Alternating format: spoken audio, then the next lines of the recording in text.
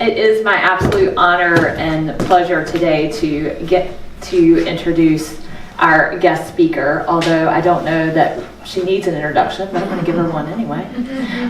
We are so fortunate to be joined today by Pastor Meg McBride. Who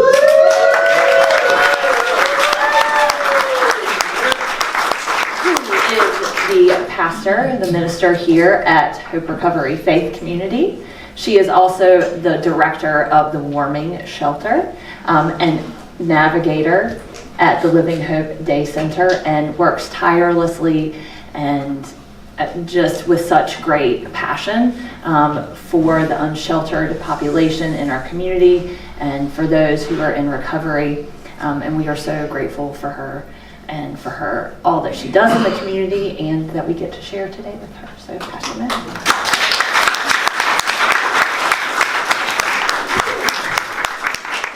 I like guest speaking here. I'm going to start by telling you a story. I used to be a mail carrier. For 10 years, I carried mail in Northampton, Pennsylvania, and I was what was called the floater.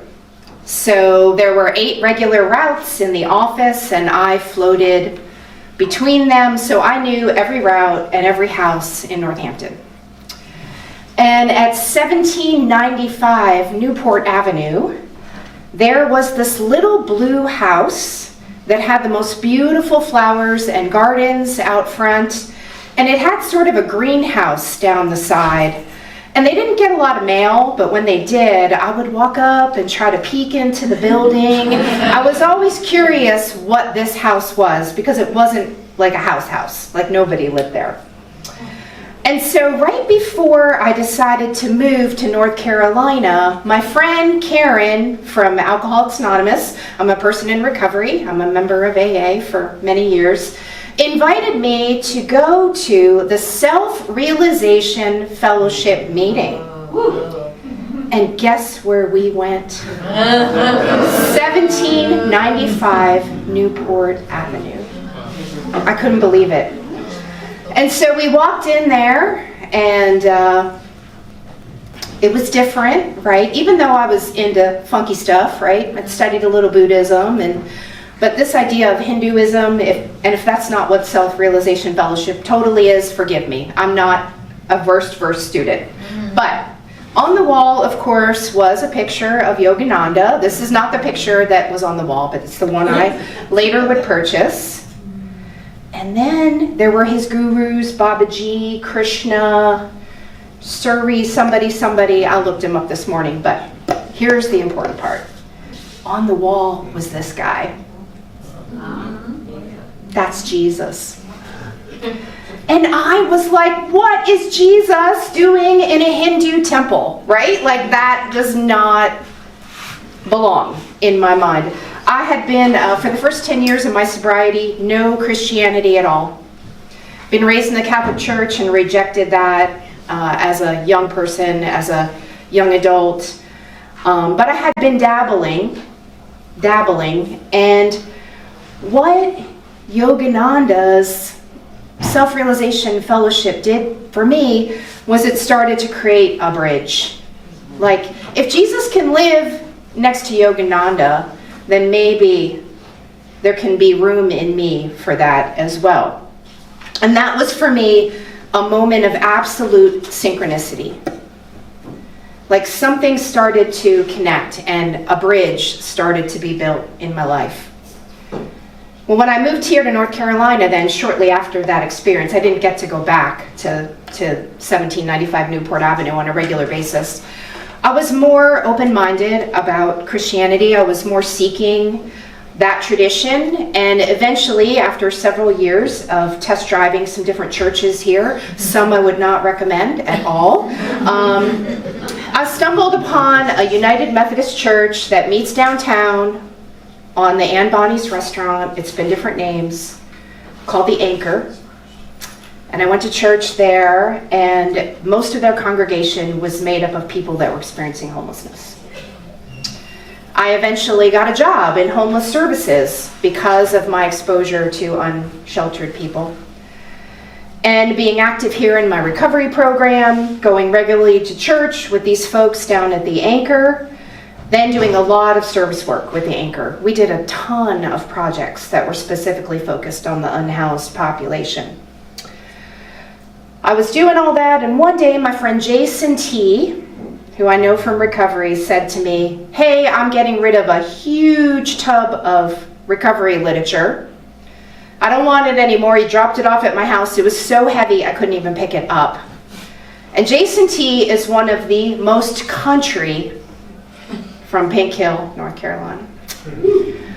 One of the most country folk I know, and I love him dearly. And so I'm pulling through this container of NA, AA, all kinds of literature, and wouldn't you know, at the bottom was this set of books. This is Yogananda's commentary on the Bhagavad Gita, right? But this one, The Second Coming of Christ. I couldn't believe that Jason T. actually owned these. That is like a miracle in and of itself. And so here was another synchronistic moment for me. Because I have to be honest, when I came here, I really struggled with practicing Christianity and also being true to the things that I feel called to. Right? I had people tell me when I first moved here that getting a massage was like demonic. Like some crazy stuff. But because I wanted to belong and fit in and I was looking for a community, I actually believed some of that stuff, right? It took me a while to begin to have this integration within myself as I started to notice. And these synchronicities started to help me. So in 2016, I was on a retreat. I love to go on silent retreat to a Trappist monastery in South Carolina called Mebkin Abbey. Highly, highly recommended. And I got an idea on that retreat that it would be really helpful to the community in Wilmington to start a recovery church. And so for 4 years, I had to participate in like classes with other church planters in the United Methodist Church. That was the denomination I was pursuing this new work in. And in 2020, they said, we're going to hire you. Woo! Gonna get a job. All excited. Guess what happened in 2020? July of 2020, I've got the go. They're paying me, and I've got nothing to do. Nothing. I mean, really, nothing to do. They handed me a check for $7,500, said, go at it. There you go. Go plant a church. And for a while, I would sit in the building at Trinity United Methodist Church at 15th and Market because they gifted me with a little office. I was the only person in the building but I would go there, I would imagine, I would dream. I studied, I prayed, I waited. I got online with some folks that really helped me in that time with my spiritual formation. Some open-minded Christians, right?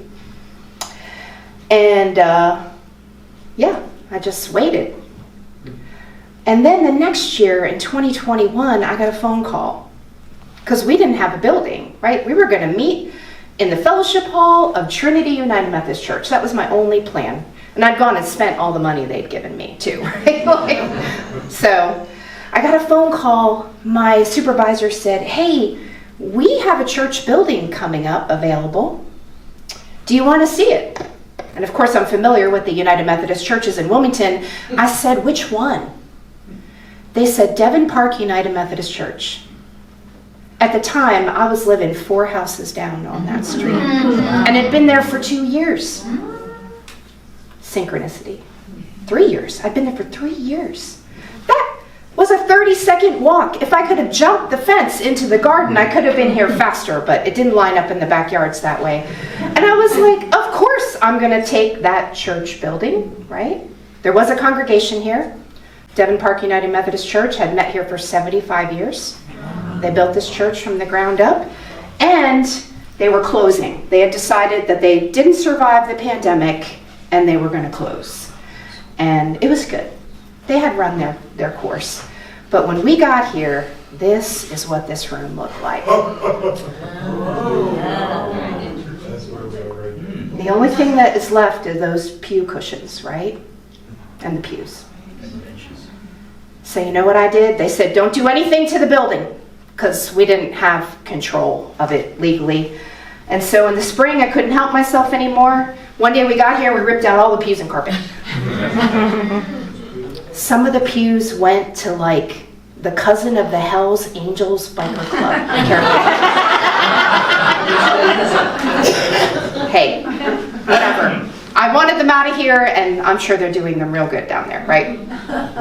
We ripped out all the pews and carpet. We started meeting in this room. The floor was a mess. It was all messed up, and there was nothing to sit on except a couple pews. Those white chairs I'd bought, right? I'd found those.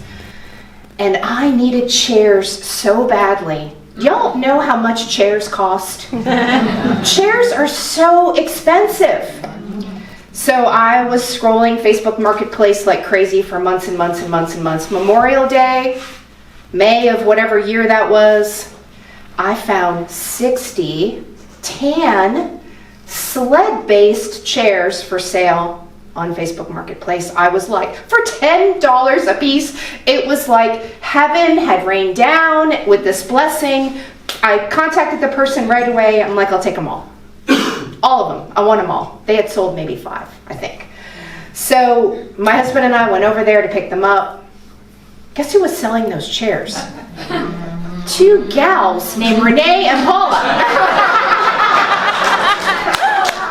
And I was like, I'm looking, I'm chatting, and I don't know, for some reason I knew that Renee was connected to somebody I might know.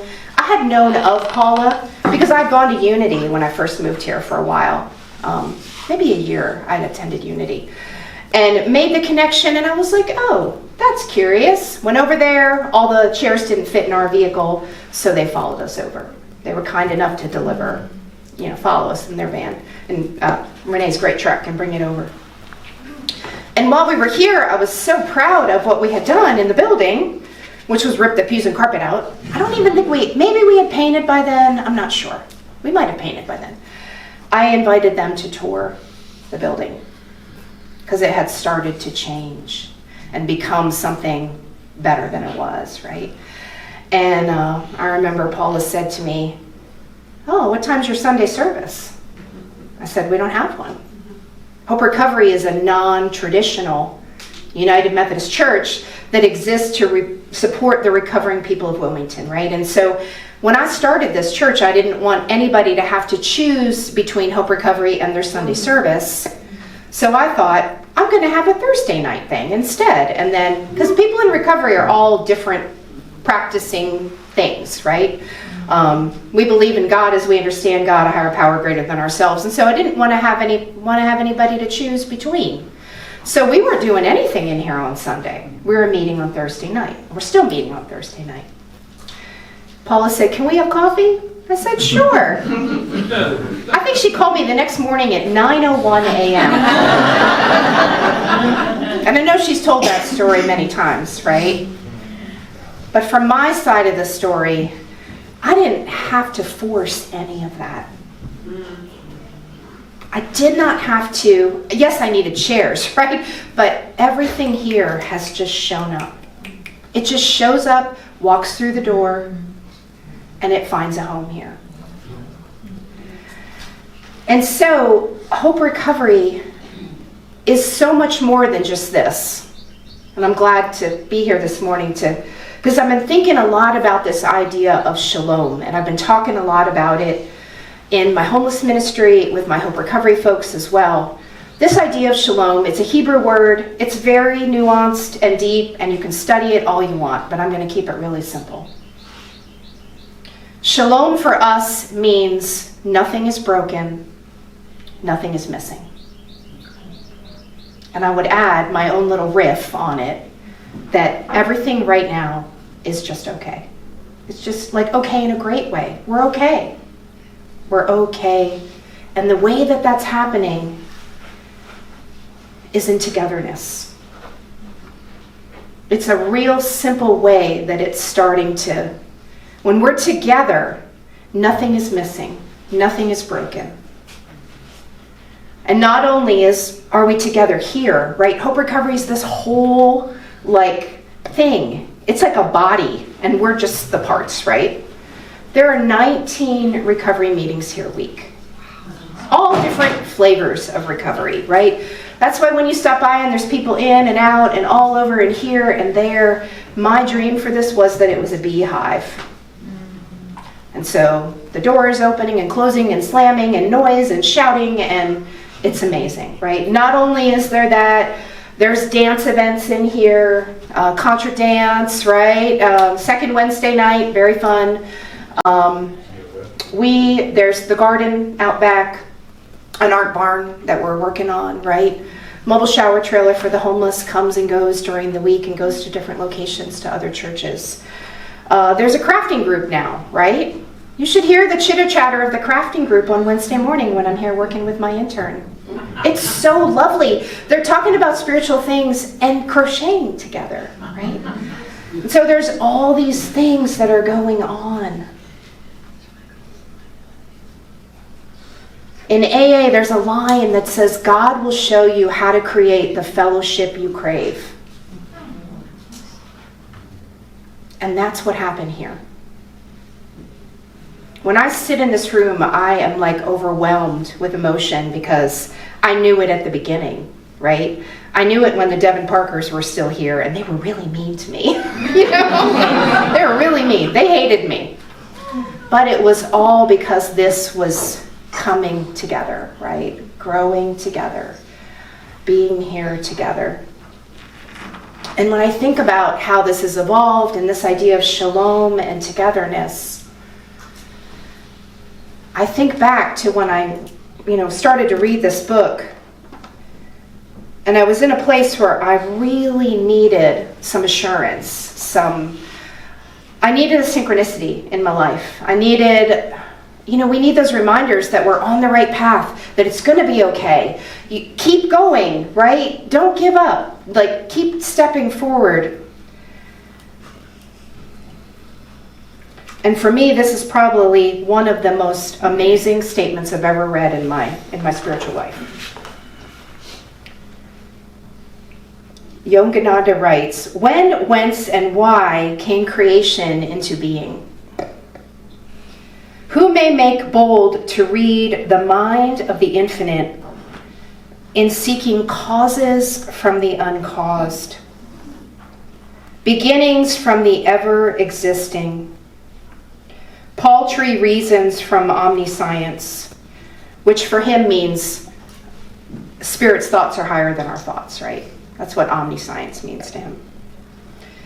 "Audacious mortals pursue their queries, while sages enter that mind and return to state in unadored simplicity, that the One, capital O, entertained a desireless desire to enjoy his bliss through many.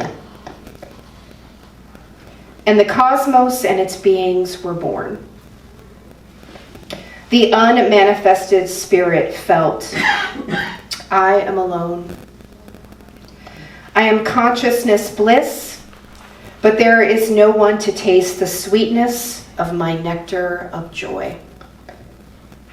Even as he thus dreamed, he became many." I love that. Even as he thus dreamed, he became many.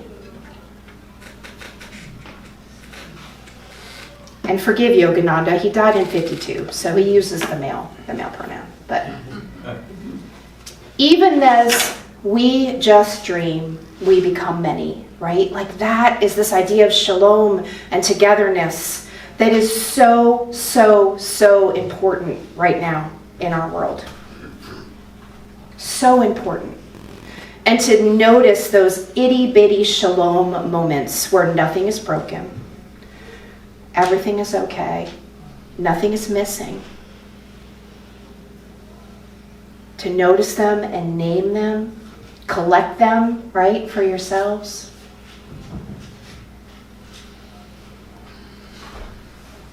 I think we all crave the same things. At Hope Recovery, we like to say we're all recovering from something. Regardless of our differences, all our differences, right? All the people everywhere, even the people that we don't care for, right?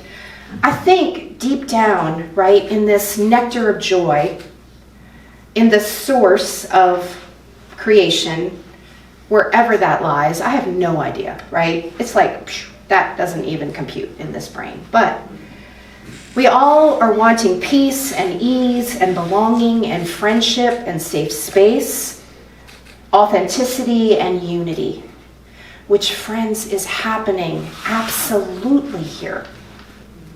Absolutely. When I sit in my office and watch and listen and witness and see, it happens in this space. This is a space where we can coexist together in mutual respect and compassionate care for one another, despite which hour of the day we happen to be in this building, right? Hope Recovery and Spiritual Soul Center are so intimately connected now, we don't survive without you.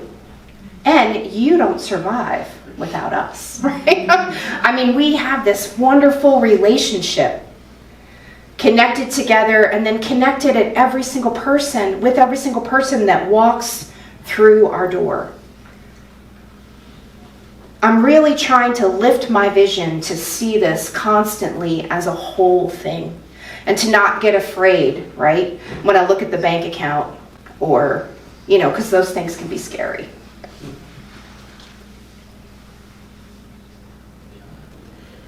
What we are doing here and making here and creating here are moments of shalom, togetherness, belonging, love, safety, seeing one another, listening to each other's stories, making room for different kinds of people to come together. These are people that normally, we say in AA, normally would not mix, right? That's what the Fellowship of AA is. And that's what's happened here too. When you look around this room and remember, well, imagine what it looked like, right? Whew, that was bad. And here, where I'm standing, this was totally open all the way across, and Paula had this great idea to make it more cozy and warm. Everything in this room has been selected with the most care, right? Every piece of art on the wall, everything had so much attention paid to it and intention. We try here that when you walk in, my friends were just here from Pennsylvania and said, oh my gosh, when we walk into your church, it feels like a hug. Gosh, I love that. I absolutely love that.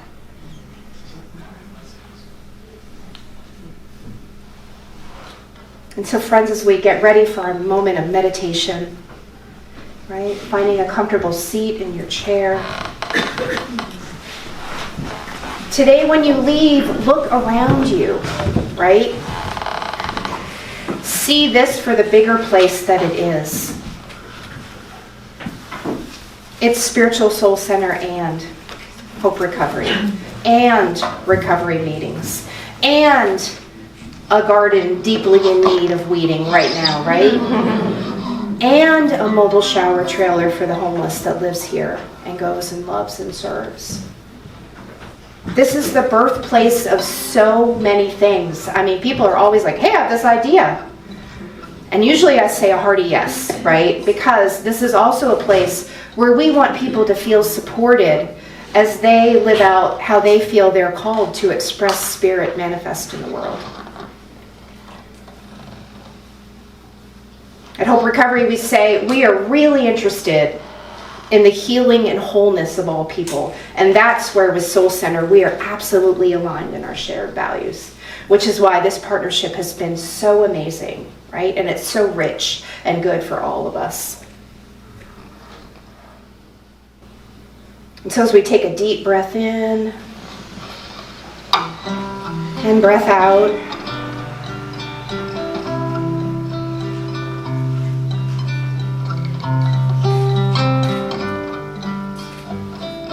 feel in the deepest part of your being this idea that the unmanifested spirit became many, right? In the spirit's dreams became many.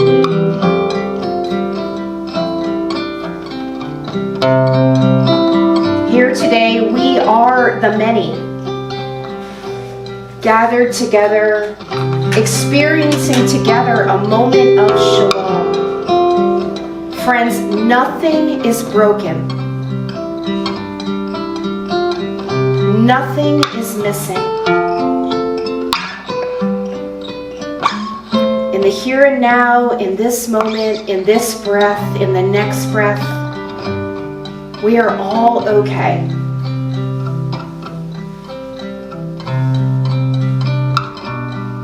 My prayer for us today is that in our togetherness, in our acts of shalom, that radiates out from this place. It continues to reach all those who aren't here, that we're thinking about, all those people we don't know. It really matters, our work together here. And so let's sit together, breathing in and out for a few moments.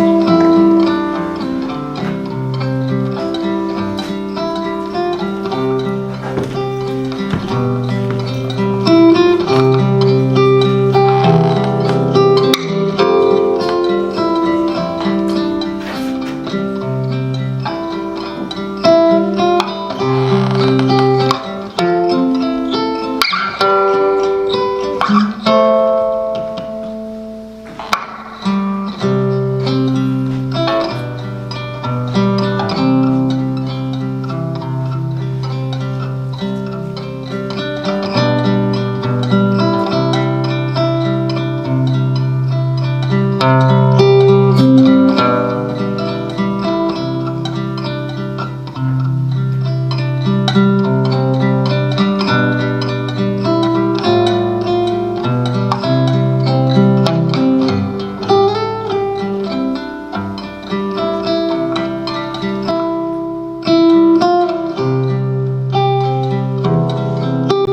nothing is broken, nothing is missing. Complete and whole in our oneness, in our innate goodness, in our capacity to love infinitely. And so it is. May I be filled with loving kindness. May I be well. May I be peaceful and at ease. May I be happy. May all beings be filled with loving kindness. May all be well. May all be peaceful and at ease. May all be happy. So it is. Happy Diwali. Have a great day.